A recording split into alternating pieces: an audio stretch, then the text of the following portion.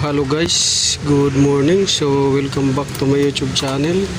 This is Autoboyson. So mayroon tayong dinadiagnose dito na L300 Mitsubishi FB. So lagi daw naglulubat yung battery. So based sa ating diagnosing ay kadalasang pagka naglulubat yung battery ay yung alternator at saka yung starter. Pero sa case na to ay yung starter ang may dahilan kaya nasira yung battery. So ginawa natin ng paraan para hindi magloko yung rin niya, starting system. So mayroon na ditong susian, mayroon pa ditong push button. So yan, pakinggan ninyo itong susian na to. Yan. Yan o. Lubat. So mayroon din dito. Yan o. So mamili lang yung driver dyan kung saan yung gusto niya. Yung dito susian or yung dito sa push button. So mayroon time kasi dito guys nagluloko to. Ayan, nakabukas nga yan kasi tinitest ko. Minsan nagluloko.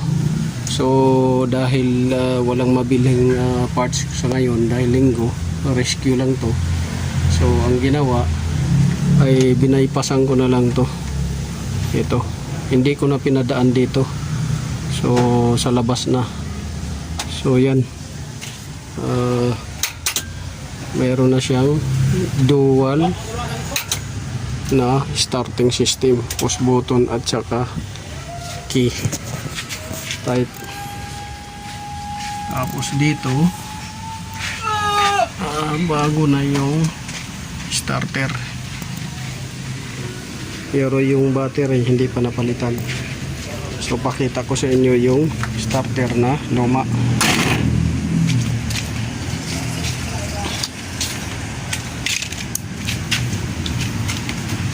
So ayan, yan yung starter na luma. Ito yung nagkukos ng drain ng battery at pagkasira ng battery. Dahil kung tumaas na to yung amps nya, kung dati 180 amps baka 200 na to. So ang nangyari yun na, nagiging short na. So yun lang guys, may share ko sa inyo. Ito yung dahilan ng pagkasira ng battery. So papalitan natin battery yun. Bago na yung starter, battery na lang kulang.